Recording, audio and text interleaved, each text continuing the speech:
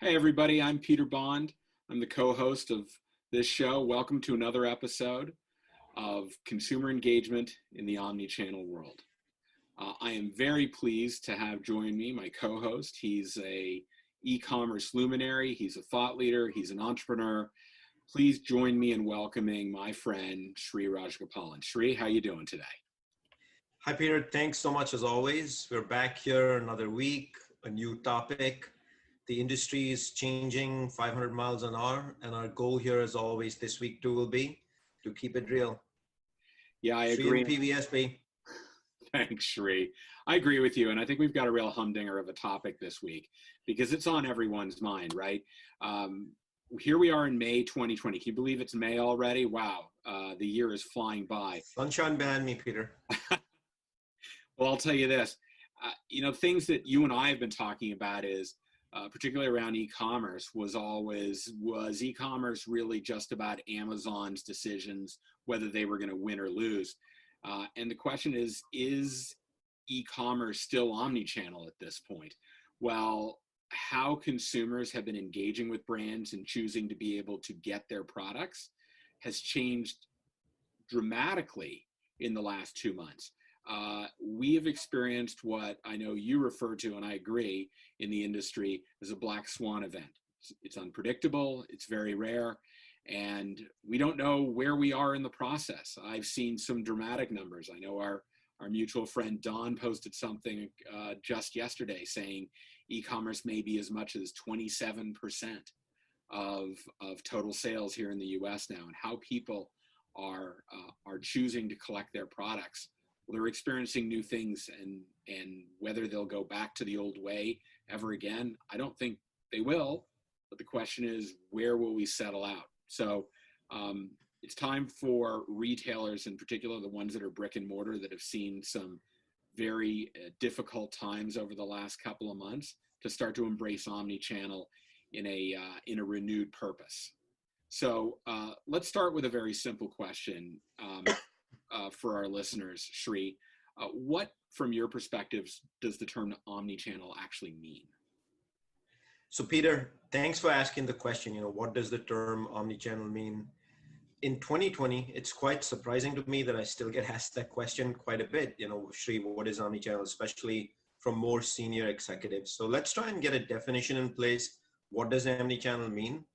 Because omnichannel has actually been around for 2 decades, ever since an internet browser was created and people could even browse things online. So a simple definition is, it's the ability for a consumer to browse or shop, but to be able to engage with products just where they want, when they want, and how they want. So they could be lying in bed with a tablet, with their phone, with their desk, with their laptop computer, could be on a website, could be on an app.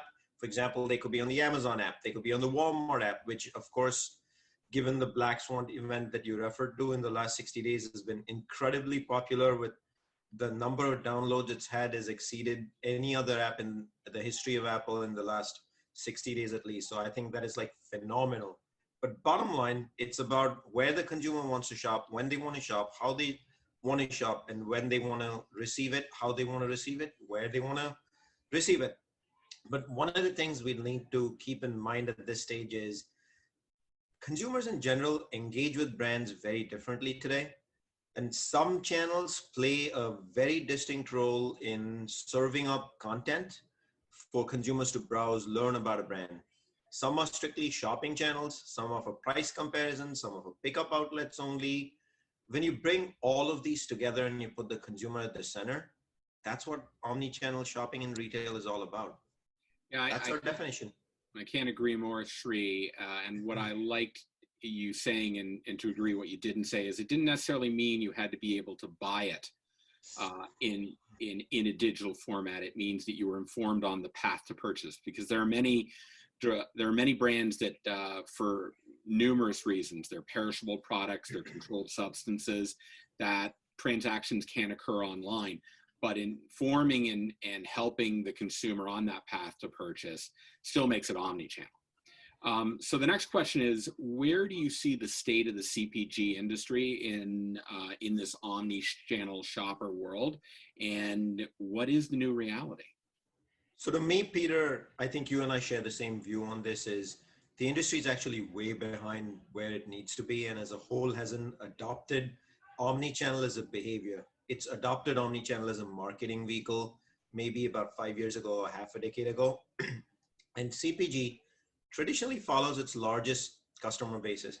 The large customer bases previously were always retail, primarily anchored in store. And as they've started moving traditionally in bits and trickles and pieces for an occasion, CPG hasn't actually followed them where they need to be. As a result, I feel there are few retailers where we've seen these movement take place ahead of the curve Mhm. who have actually been glowing in the current Black Swan event moment the last 60 odd days. But what I want to emphasize is based on what's happened in the last 60 days, there's going to be a certain segment of our population that has moved to online shopping and is not going to come back to the in-store model. By no means am I saying that's every single shopper who's shopping online because they have no choice, but a certain segment, well, you referred to a percent earlier as we started this episode today. That number is real, Peter. And therefore, I'm going to say omni-channel shopping and omni-channel behavior is our new reality, and it's not going to change, folks. This is the future of CPG and retail, omni-channel. Yeah, and what I would add to that, Shri, from my perspective, is how consumers embrace that will be to a degree on a category by category or vertical by vertical basis. There are some where they will continue to, once available, go back to a physical world to some degree or not, but in some areas they're going to find it so radically convenient to embrace e-commerce shopping that there's no reason for them, even when the safety concerns are mitigated. So Peter, I want to actually give an example to your point, right? So yeah. we don't leave people hanging with, is the new reality only one way or the highway kind of. So certain, Peter referred to certain categories. If you think about food and bev, especially refrigerated grocery, produce, I'm actually convinced post the epidemic, people are going to come back in store. They want to touch and feel their lettuce, their carrots, their tomatoes, even view their meat inside the refrigerated shelf. But let's talk about chocolate. Let's talk about cornflakes, things that are shelf stable in a box that can be brought to your home, but you're still making it part of a basket behavior trip. There's absolutely no reason you're going to spend time putting it on your list and picking it up in store. Yes, produce, some refrigerated meat, you are going to go back in store. Odds are pretty high. But other forms of food and bev, no, you've already experienced an amazing thing. You're not going to give up amazing.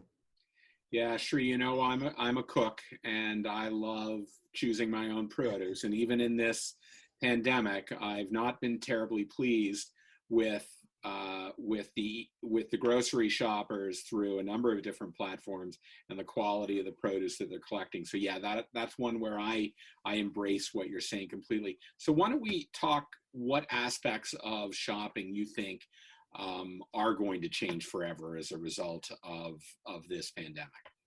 So we kind of alluded to categories and what may change with categories. I, for one, do believe from a produce standpoint, people will come back in store. So that aspect of shopping goes back to its make the list remotely and then head over to the store to touch and feel and pick up what you want and maybe even evaluate the freshness, things of that nature. Virtually outside of that, Peter, things that don't need touch and feel, I feel that aspect of shopping might actually completely change forever. But forget about the actual transactability of the product. I think learning about an innovation, value shopping, bargain hunting, price-based shopping, the social conversation about a certain brand or even down to a certain SKU, referring, what used to be a referral from a friend now is a social conversation primarily for all practical purposes. Sitting and conveniently ordering it from your balcony or perhaps your couch while watching a show, maybe even in the future buying something during a show with an ad that pops up at the bottom. Maybe you're transiting in your 2-hour commute and all of a sudden you're asking yourself a question now. That commute, I'm going to take advantage of it and finish my shopping behaviors because now I know exactly how I want to shop, where I want to shop, whereas yesterday I didn't.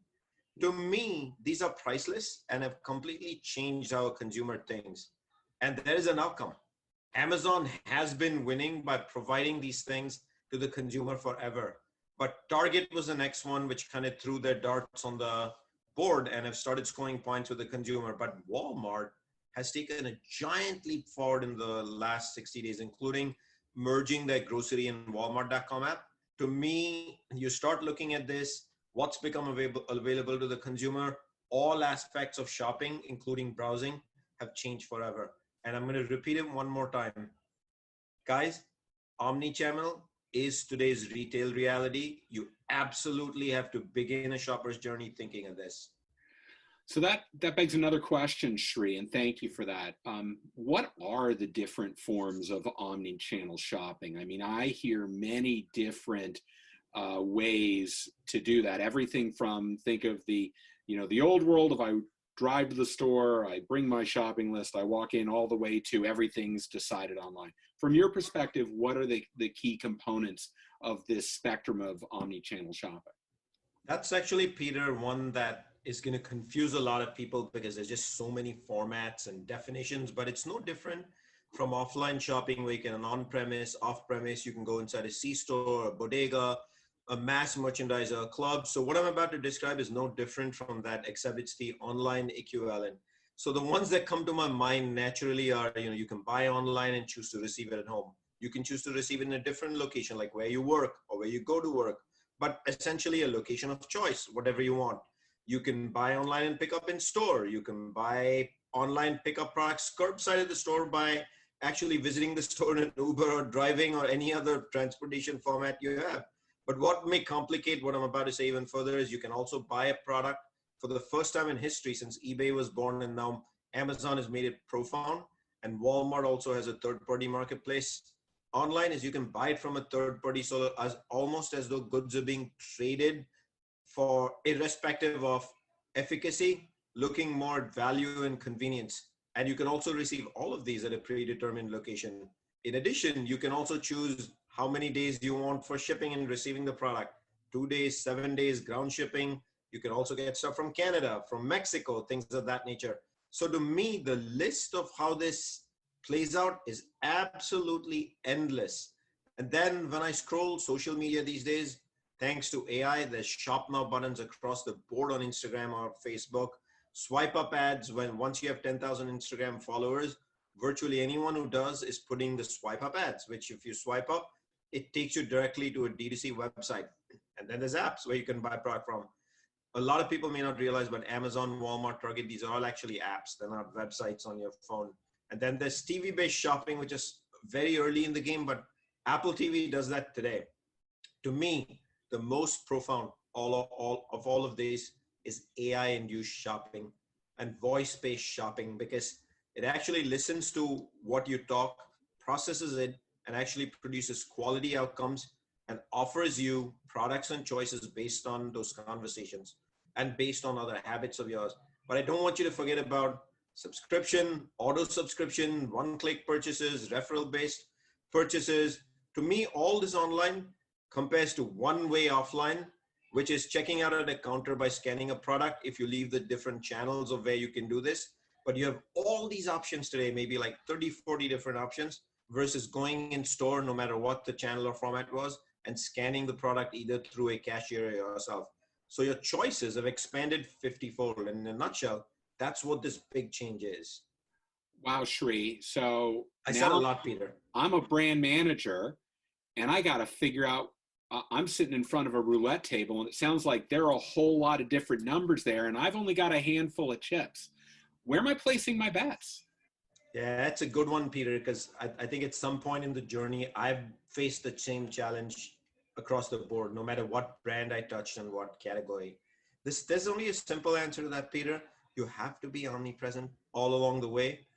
As omnichannel shopping develops further and further and further, the word that comes to my mind for a brand marketer is seed to distribution, as well as now with voice and AI, consumption. In a previous life, seed was where you invested a lot of time because sales took over distribution, and that too was outsourced to a retailer or D2C. you touch all of that. And AI and voice give you the stories and consumption and habits. All of these things matter. What does it mean for a marketer though, based on what you just asked me, right? Things like R&D, they got to understand that innovation has to deliver value for the consumer inside out, as it's going to be price shopped, value shopped. It's actually going to be socially discussed before being shopped. And the interesting thing I would tell you about the packaging is we obsessed a lot about how it looks on a shelf, but not having a QR code as an example, or a modern version of a QR code that someone can quickly scan with their modern smartphones to be able to talk to the brand, offer some ratings and reviews, opinions, get questions answered, maybe even traceability in the future. That would be a mistake to not do something like that. To me, the success of omnichannel largely depends on how well brands and marketing twist and turn. It's less in the hands of commercial salespeople or in the hands of retailers. Retailers have the fulfillment impact, which is really the bottom end of the supply chain to worry about. But to meet the consumer's needs and demands, building a new SKU, advertising changes, hyper-targeted changing based on hyper-targeted changing metrics such as impressions, all of these things are going to change radically to me. And a brand owns 85, 90, I don't want to quantify it with a number, but the change will be directly proportional to how well a brand manager changes and meets the consumer and is omnipresent with his or her brand all along the way. You know what, Peter, I can keep going on and on and on about what a brand manager needs to do. The list is endless, but I think the key message we want to leave people with is it's omnichannel. You have to be present all along the way in the shopper journey. Sounds like I'm going to need a lot more chips as a brand manager, but I understand. And you don't have to sell me on the incredible potential that QR codes present to help connect brands with shoppers. I find it rather ironic that right now, two of the biggest technologies for connecting and actually engaging shoppers are both QR codes and SMS. Absolutely. I think the last century called and they'd like their technology back, but in any event. So let's get back to someone we mentioned at the beginning, the behemoth in Seattle. So what is Amazon's role in this ecosystem? What should brands be doing? You know, we talked a little bit about it last week. What should they be considering about Amazon? So to me, this whole omni-channel behavior, we owe Amazon for actually getting us there in terms of a consumer and exposing us to the weaknesses of not having convenience and not being able to easily shop or browse based on value. I won't even say shop, I'll say browse based on value, making shopping lists based on value, the whole notion of being able to receive product where we want at the time frame that we want to, and things of that nature. It's Amazon's relentless, absolutely relentless push to be able to throw the dice on the game, to be able to test and learn, and then if they fail, to fail cheaply and actually take it on the chin and move on and go on to the next new innovation without giving up as though the world had just came, is why we have this omni-channel behavior today. So that's been Amazon's role in the journey. To me, without the Amazon revolution, there is no digital commerce in the first place. Many tried, many came. If you go back in history, 20 years ago, I think you probably recall, I think you and I were working for it, and then My Web Grocer, or was it Web Grocer? I forget. Webvan. They came on left. Webvan, thank Webvan. you. Chicago-based, I think. Yeah. To me, in the US, Amazon has played the change agent role. But if I jump over to other parts of the world, Western Europe primarily, UK is where this was born with Tesco. And then other retailers here, such as Walmart, H-E-B, Meijer, evolved, started taking a page out of Amazon's playbook. And I will tell you categorically that Amazon's not the only omnichannel player in the game anymore. When they bought Whole Foods, they actually became a true omnichannel player because they have the in-store footprint now. And then I now notice in the last 90 days, there's been an enormous push to integrate Prime now into Whole Foods, and it's actually happened. So Amazon is the one that pushed the consumer with this opportunity to learn that convenience and value is realistic in digital commerce. And now with Whole Foods, they're a true omnichannel retailer. Well, the question will be in the grocery space, particularly, Sri, while everybody's now ready to adopt and we're seeing incredible explosive growth, the question is, can somebody make money at it? Because that's probably a lot of why Peapod decided to exit the Midwest. And to my knowledge, the only grocery e-com retailer that's really been able to make a financial go of it has been Fresh Direct in New York City. And that's because they spend most of their time dropping off 60 orders in an apartment building and not most of their time driving between houses to drop off one order here and one order there. So definitely some challenges to be made. And I have no doubt that Amazon's going to figure out a way to turn this into a profitable venture. I think to me, Peter, maybe you and I should come back and have a whole discussion, like another episode, just on the economics of digital commerce.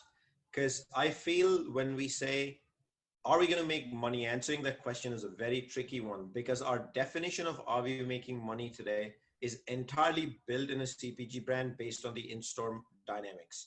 So our head has been programmed hard into a certain brand P&L, Sure. a brand net margin, things of that nature. So the question in my mind that you and I probably need to look at and kind of put the facts out there is, can you make money, or are you going to be making lesser money or more money based on your existing brand P&Ls? And I think you can answer that question now.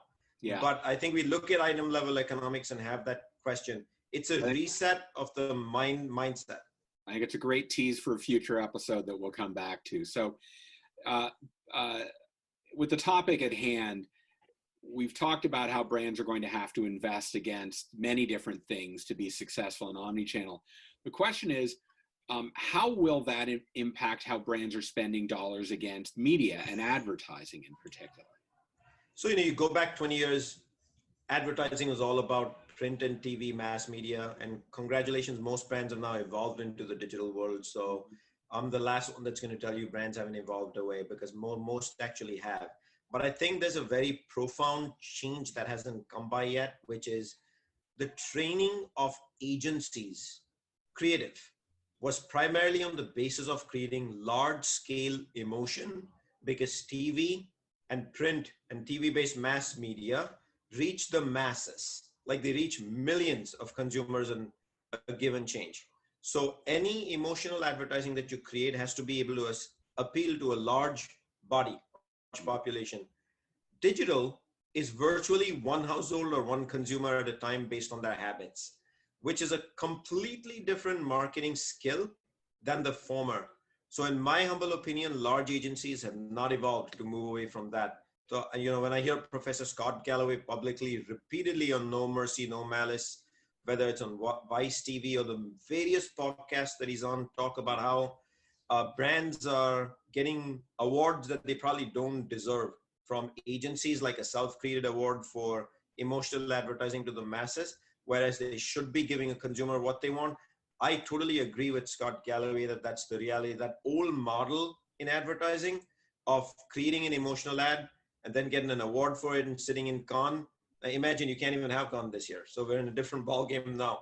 To me, the fact that you can pinpoint a consumer based on very personal demographics, and you can also retarget and be very persuasive with custom ads, not just with any ad that comes on TV again and again and again, but it lends to conversion going up, AKA the consumer clicks, they look, and now you have influencers, ratings and reviews, socialized messaging and conversations on brand. What used to previously be MLM models is now available to all marketers, because that's ratings and reviews. The old school, I'm simplifying it down here, but if you thought about it, social conversations about a brand via ratings and reviews and FAQs is the old school MLM.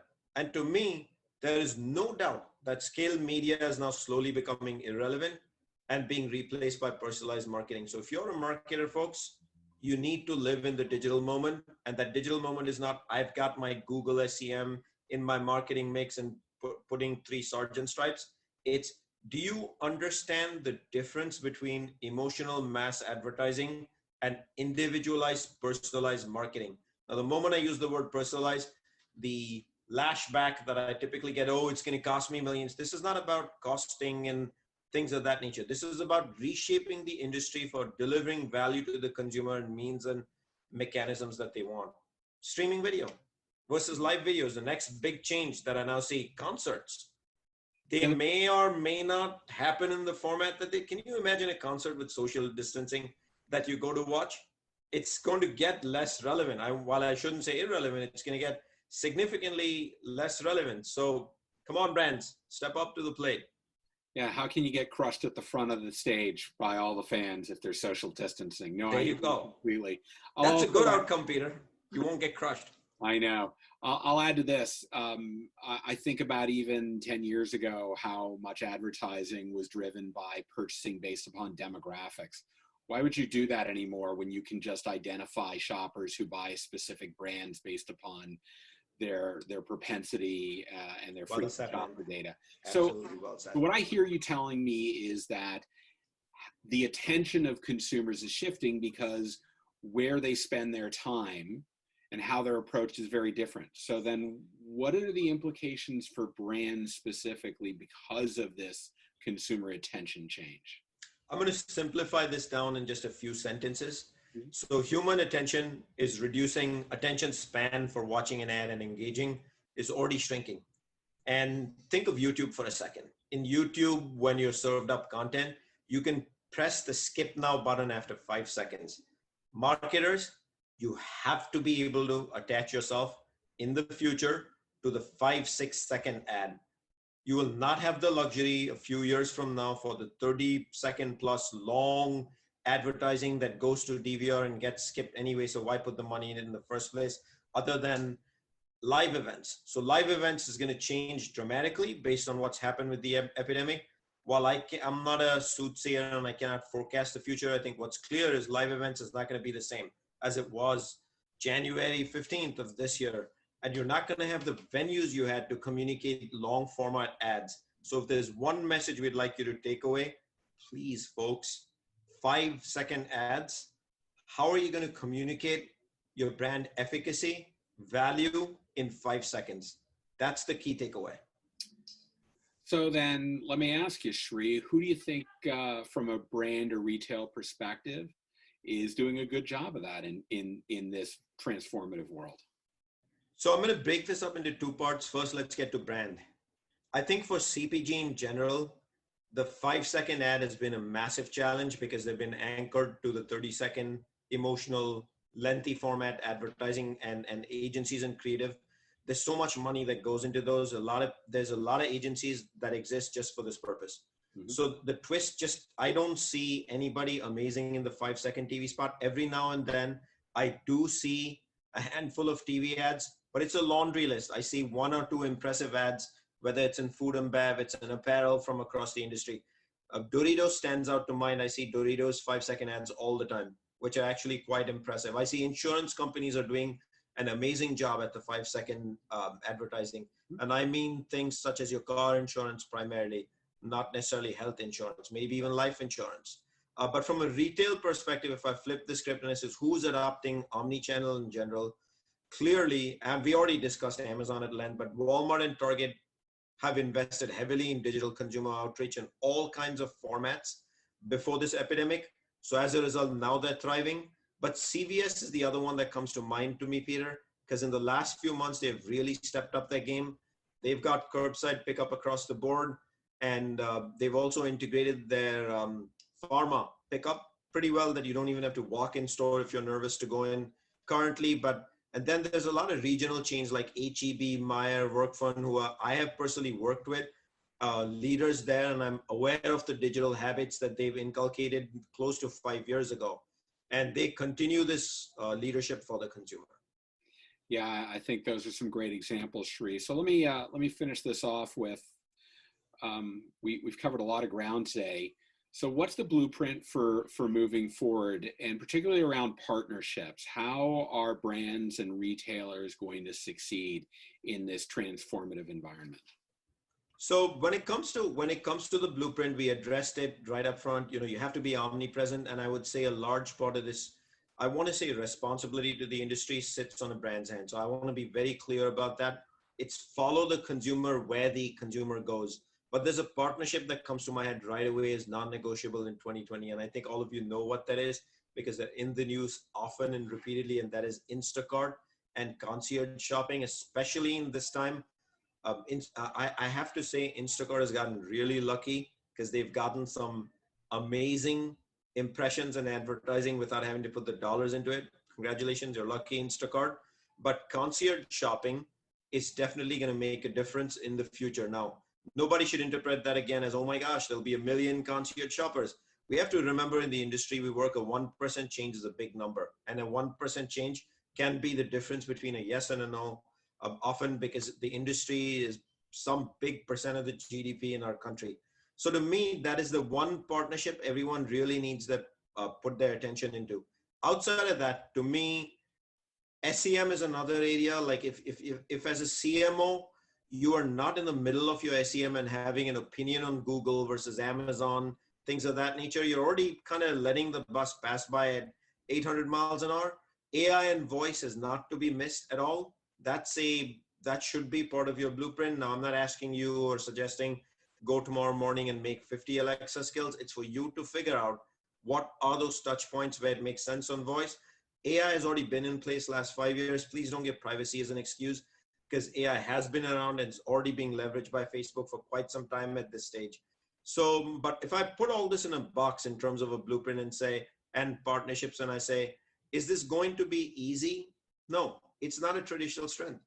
Outside of Amazon and a handful of retailers we've discussed, and it's not a traditional strength of executives or brand marketers in the first place. So the best way I would suggest to get into any of this is use partners who are experts, learn, and then grow into it yourself.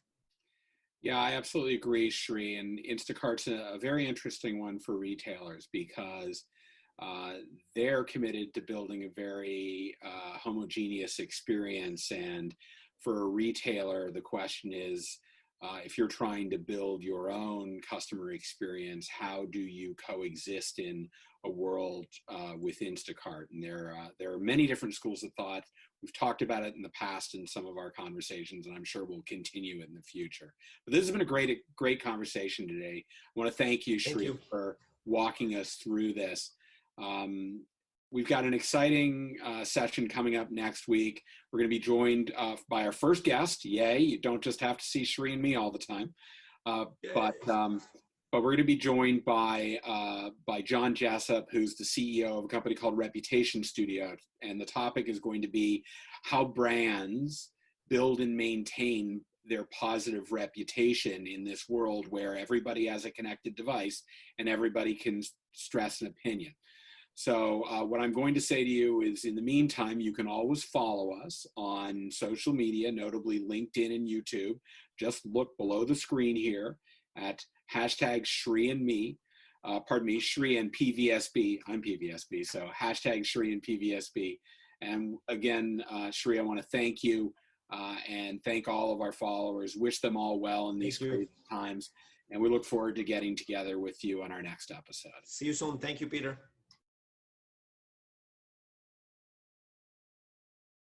The content in this podcast episode is provided for general informational purposes only.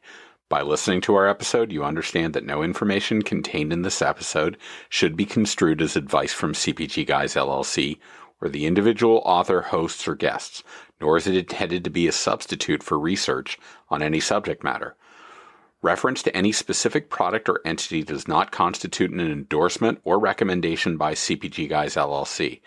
The views expressed by guests are their own, and their appearance on the program does not imply an endorsement of them or any entity they represent. The views expressed by CPGGUYS LLC do not represent the views of their employers or the entity they represent. CPGGUYS LLC expressly disclaims any and all liability or responsibility for any direct, indirect, incidental, special, consequential, or other damages arising out of any individual's use of, reference to, or inability to use this podcast or the information we present in this podcast.